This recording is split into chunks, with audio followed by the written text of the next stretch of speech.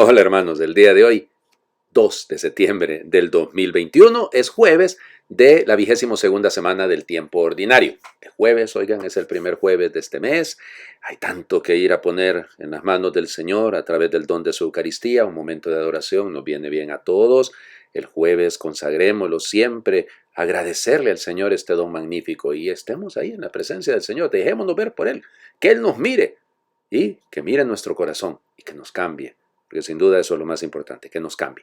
Bueno, hoy es día de un beato mexicano, vamos, de varios, pero el mexicano en particular, porque por hermandad, por fraternidad con nuestros hermanos mexicanos, hoy es día del beato Bartolomé Gutiérrez Rodríguez, nacido un 4 de septiembre de 1580 en Ciudad de México.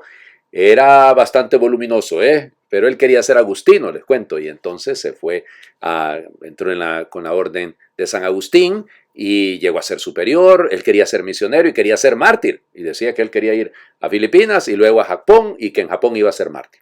Y se le cumplió completamente. Se burlaban de él, dicen, a mí me gusta cuando leo esto, se burlaban de los compañeros porque él, como ya les digo, era bastante voluminoso y entonces le decían, ¿y para qué te vas a ir si nadie te va a querer? ¿Cómo te vas a subir incluso en un barco? Y él decía, no, es que imagínense la cantidad de reliquias que va a haber así como estoy yo de gordito. Y él realmente murió increíblemente escuálido, pero solamente era el esqueleto por todo lo que le tocó vivir. Va a las Filipinas, miren, era un latinista de primera, tenía unas habilidades para las lenguas increíbles, aprendió a hablar perfectamente el japonés, pero perfectamente, y con todo lo difícil que es las lenguas orientales en general para nosotros son difíciles, sin duda, pero él, ya les digo, increíble, aprendió muy bien el japonés, estuvo en un primer momento en 1612 en el Japón, estuvo allí en el convento, llegó a ser director del convento y fueron expulsados por el emperador japonés de ese momento que se llamaba Taiko-sama. Perdón, honestamente, el que lo va a matar se llama Takanga, pero eso un poquito, por eso el Taiko-sama Takanga, era lo que se me dificulta un poquito. Bueno, en fin, este señor pues expulsó a todos los misioneros y pues él tuvo que regresar a las Filipinas, vuelve de nuevo al Japón porque la gente lo reclamaba. Hay algunos documentos que nos cuentan que su figura era muy, pero muy importante y va a permanecer, fíjense, durante 15 años prácticamente escondido, o sea, andaba, le protegía a la gente, pero él mantenía la acción pastoral, lo requete querían, pero al final fue traicionado y bueno, va a ser martirizado. De hecho, él fue martirizado un 3 de septiembre de 1632 con otros 5, un compañero más que era agustino, un jesuita y 3 que eran frailes menores. Bueno, o sea, una cosa, miren, el martirio de estos fue tan, pero tan doloroso porque los apresaron, los llevaron a Nagasaki. Recuerden, Nagasaki e Hiroshima son realmente los puntos focales donde, creen ustedes que las bombas cayeron por ahí. Ahí creció la fe católica muy, muy, muy, pero muy fuerte. Y dicen que Takanga no lo quería para nada el gobernador porque él había incluso convertido a algunos hermanos de Takanga y entonces por eso el odio. En fin, el tema es que los metieron a la cárcel, estuvo durante 2 años maltratado, humillado de mil maneras. Ya les digo que él, que era bastante voluminoso, terminó siendo bastante escuálido y luego, fíjense, los metían en aguas termales con unas 2 veces al día, durante un mes. Los metían ahí para desollarlos, ¿verdad? Se les cayó la piel. Bueno, y al final los terminaron quemando. Y pues se les ofreció de todo para que adjuraran de la fe. De hecho, hubo algunos que se adjuraron de la fe, porque el grupo era todavía un poquito más amplio, ¿no? Pero al final son 205 mártires los que fueron beatificados por el Papa Pío IX, el Beato Pío IX, en 1867, en cuenta este hermano mexicano. Bueno, el martirio, ¿no? Seguimos sufriendo el martirio en el mundo entero. Hace poco les comentaba yo que serán beatificados en El Salvador este próximo enero, en enero del próximo año, 4 mártires, incluido el padre Rutilio Grande, que va a ser la gran motivación para que Monseñor Óscar Arnulfo Romero, nuestro querido santo Óscar Arnulfo Romero, pues cambie su manera de ver las cosas frente a la situación de los poderosos allá en 1977 y empezará entonces así el camino. Bueno, vamos, seguimos porque hay que hablar de las lecturas del día de hoy. Seguimos en la carta a los Colosenses, en este caso siempre el capítulo 1, versículos del 9 al 14. Hermanos, Desde que recibimos noticias de ustedes, no hemos dejado de pedir incesantemente a Dios que los haga llegar a conocer con plenitud su voluntad, por medio de la perfecta sabiduría y del conocimiento espiritual. Así ustedes vivirán según el Señor se merece, le agradarán en todo, darán fruto con toda clase de buenas obras y crecerán en el conocimiento de Dios. Fortalecidos en todo aspecto por el poder que irradia de Él, podrán resistir y perseverar en todo con alegría y constancia y dar gracias a Dios Padre, el cual nos ha hecho capaces de participar en la herencia de su pueblo santo en el reino de la luz.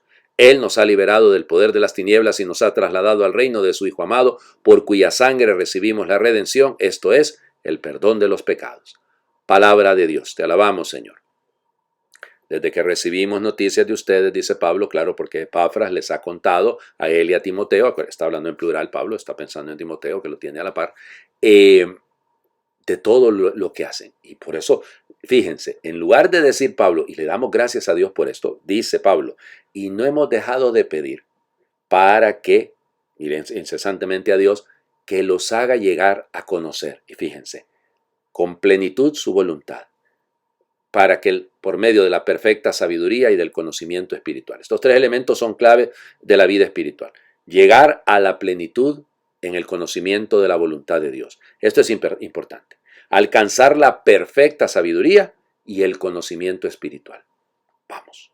¿Qué es todo esto que les estoy diciendo? Plenitud, no superficialidad.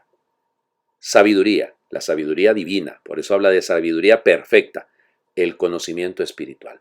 Podemos conocer un montón de cosas materialmente, no de las ciencias, cuidado que eso no está nada malo, al contrario, pero realmente nuestra meta, nuestro propósito debería de ser cada vez que crezca nuestra vida espiritual y por eso, dice Pablo, de esa manera ustedes vivirán como el Señor se lo merece. Esto es fundamental, ¿no? Le agradarán en todo y darán fruto. Esta es la clave. ¿Ya? Esta es la clave. Y así podrán perseverar y ser constantes. Perseverar, dice Pablo, en todo con alegría. Claro, vamos, si yo tengo una vida en la que conozco plenamente la voluntad del Señor, me dejo guiar por esa voluntad, vivo de la sabiduría que viene de Dios y encima de eso procuro tener un conocimiento que cada día, ese conocer no es un asunto intelectual, es la experiencia de la vida, del contacto, del saber estar con Dios, bueno, puedo perseverar con alegría, estar en todo con alegría y ser constante. Esto es la clave, ¿ya? Este es el proyecto de Dios. Bueno, me puedo pasar aquí hablando porque hay unos conceptos ahí lindísimos, ¿no? Pablo habla de la herencia que nos está destinada, habla también de que hemos sido liberados del poder del mal, del poder de las tinieblas, dice esta traducción. Y bueno, hemos sido liberados, hemos sido redimidos, esto es decir, se nos han perdonado los pecados. Muchas veces ahí está el problema de por qué no avanzamos en la vida espiritual, ¿verdad? Fíjense que me doy cuenta de que hay tantas personas que lamentablemente no avanzan en la vida espiritual porque le tienen pavor, y lo digo así, al sacramento de la reconciliación. Le tienen miedo a confesarse. Miren, más vale unos minutitos de vergüenza delante de un hermano sacerdote que condenados en el infierno por toda la eternidad. Bueno, vamos, el Evangelio. Seguimos. Lucas, capítulo 5, ahora versículos del 1 al 11. En aquel tiempo Jesús estaba a orillas del lago de Genesaret y la gente se agolpaba en torno suyo para oír la palabra de Dios. Jesús vio dos barcas que estaban junto a la orilla. Los pescadores habían desembarcado y estaban lavando las redes. Subió Jesús a una de las barcas, la de Simón. Le pidió que la alejara un poco de tierra y sentado en la barca enseñaba a la multitud. Cuando acabó de hablar, dijo a Simón, lleva la barca mar adentro y echen sus redes para pescar. Simón replicó, Maestro, hemos trabajado toda la noche y no hemos pescado nada, pero confiando en tu palabra, echaré las redes. Así lo hizo, y cogieron tal cantidad de pescados que las redes se rompían. Entonces hicieron señas a sus compañeros que estaban en la otra barca para que vinieran a ayudarlos. Vinieron ellos y llenaron tanto las dos barcas que casi se hundían. Al ver esto, Simón Pedro se arrojó a los pies de Jesús y le dijo, apártate de mí, Señor, porque soy un pecador. Porque tanto él como sus compañeros estaban llenos de asombro al ver la pesca que habían conseguido. Lo mismo les pasaba a Santiago y a Juan, hijos de Zebedeo, que eran compañeros de Simón. Entonces Jesús le dijo a Simón, no temas, desde ahora serás pescador de hombres. Luego llevaron las barcas a tierra y dejándolo todo, lo siguieron. Palabra del Señor. Gloria a ti, Señor Jesús. ¿Cómo se los explico? Es que cada vez que leo este texto, lo dejaron todo y lo siguieron. Ya quisiera yo poder hacer lo mismo, no dejarlo todo, es eso, ese desprendimiento, es esa opción absoluta por Dios. nada de caprichos, nada de egoísmos, nada de ver nuestra voluntad, sino la voluntad de Él. Cuesta, sin duda que es difícil, pero sin eso no vamos a vivir la verdadera libertad, sin eso vamos a seguir atados a mil y una cosa, a mil y una circunstancia. Pero quisiera subrayar, porque vamos, el texto lo conocemos, ya entendemos que Jesús conocía a Simón, Simón lo conocía a él, ayer hemos escuchado que ha curado a su suegra, es decir, ha estado en la casa de Simón, no solo está en la barca, no es una cosa casual, no se sube a la barca de Pedro por casualidad, se sube a esa barca porque hay una amistad, porque hay un proceso, y esto es importante. Pero a mí lo que me llama la atención es que ayer era la gente se asombra, ¿no? De la autoridad que salía de sus labios, la gente se asombra de lo que hace, de las curaciones y todo. Y ahora es Pedro el que se asombra. Pero su asombro no lo deja solamente así, como digamos, pasmado del asunto, ¿no? Sino que le hace darse cuenta de sus pecados. Y eso es lo que yo quisiera pedir para ustedes y para mí. Que nos asombre la misericordia de Dios que se acerca a nosotros, aunque somos pescadores. Perdón, aunque somos pecadores, no somos pescadores. Ya deberíamos de ser, no pescadores de hombres, pero digo, porque somos pecadores. Porque ahí está, debería de asombrarnos con todos nuestros pecados. Lo digo de manera muy personal, ¿no? Con todo lo que yo soy, con toda mi debilidad, y que Él me siga buscando, y que me siga llamando. O sea, esto realmente es algo que no. Ojalá pudiera yo, Señor, apártate de mí, que yo soy un pecador. Ya, pero yo no les diría, apártate, quédate, Señor, y perdóname. Quédate porque yo sin ti no soy nada, ni valgo nada, ni puedo nada. Porque esto es asombrarnos de la maravilla, de lo maravilloso del amor de Dios. Esto lo necesitamos, porque solo es este asombro el que nos llevará a la verdadera felicidad. Les invito a hacer oración. Hay que dejarlo todo en el seguimiento a Jesús. Primero se dejan las cosas, lo que se recibe heredado y viene grapado al apellido, lo que es fruto del trabajo y lleva nuestra huella. También hay que dejarse a sí mismo, los propios miedos con su parálisis y los propios saberes, con sus rutas ya trazadas.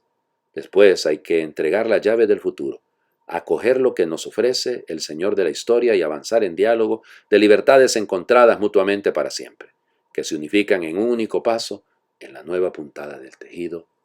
Amén. El Señor esté con ustedes y les bendiga Dios por intercesión del beato Bartolomé Gutiérrez Rodríguez y sus compañeros mártires, Dios que es Padre, Hijo y Espíritu Santo, y su bendición descienda, les acompañe siempre. Un feliz jueves para todos. Además está decirles, un momentito de adoración por favor el día de hoy, tenemos que hacerlo delante del Señor.